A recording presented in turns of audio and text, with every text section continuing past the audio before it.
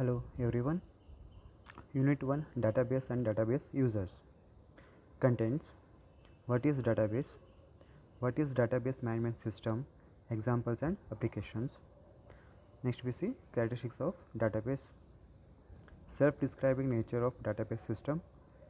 Insulation between programs and data abstraction.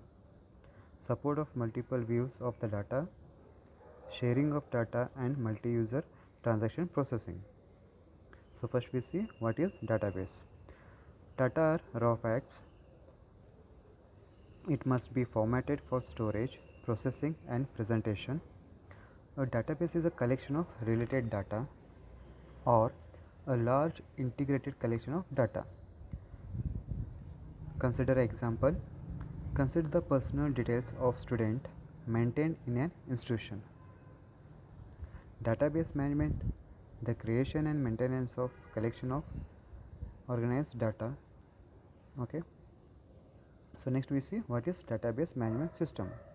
Database management system is a piece of software designed to store and manage database.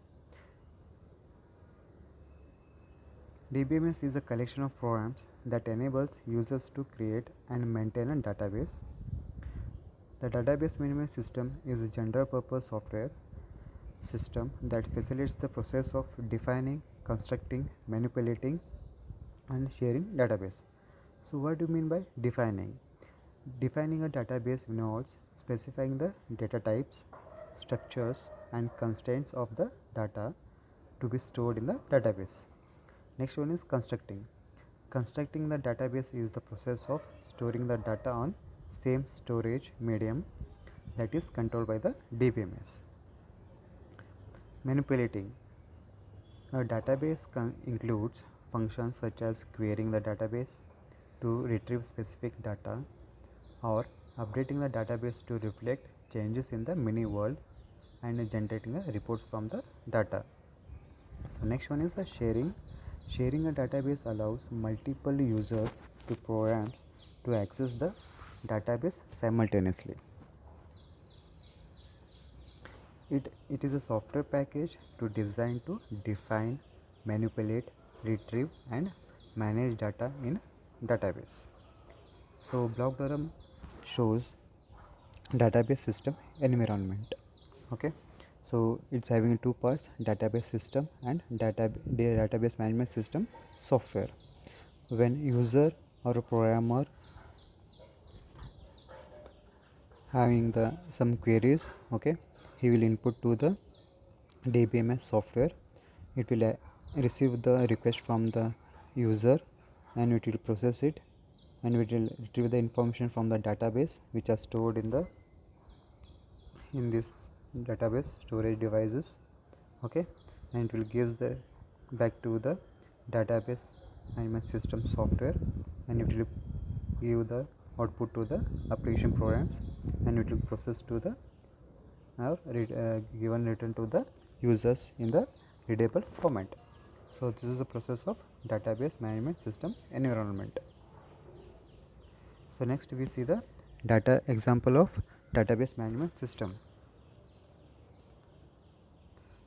So let's take a example for the database. So part of a university environment. Okay, so database entities. So entities means tables. Okay, so in a university we have a student, course, instructors, sections, departments, right? So we have some relationship between these entities, right? So we have a first sections are specific courses. Students take a sections. Courses have prerequisite courses. Instructors teaches sections, right? Courses are offered by departments. Students major in departments. Okay, so we will get to know all about this relationship of the entities in a next sections. Okay, so next is an example of simple database. See here we have here 4 entities, right? Course, section, grade report, prerequisite.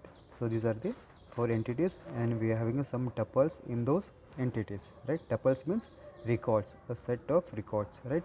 See here we have here set of records. A course is having a 4 records, the section is having a 6 records, right? Grade report is having a 6 records, and prerequisite is having a 3 records, right? So these are the tuples. Okay, so next we see example of simple database. So here a simple database because see here in this we having the relations, right? Okay, in a student we have a number of columns 4, course we have 4 columns, sections we have 5 columns, grade report we are having 3 columns, and prerequisites we have 2 columns. Okay, so these are the all entities, and these are the number of columns in these entities. Okay, so columns, so these are the all columns along with the data type, and we these columns are belongs to the which entities, or belongs to which table. Okay, so next we see application of database.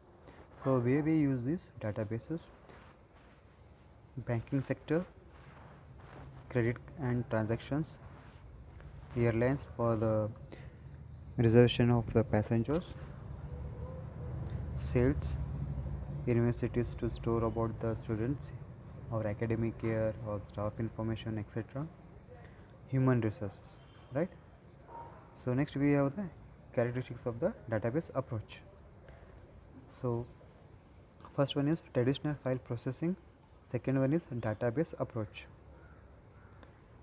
So these are some main characteristics of the traditional file processing versus database approaches are: first one is self-describing nature of the database system, insulation between programs and data abstraction, support of multiple views of the data, sharing of data, and multi-user transaction processing.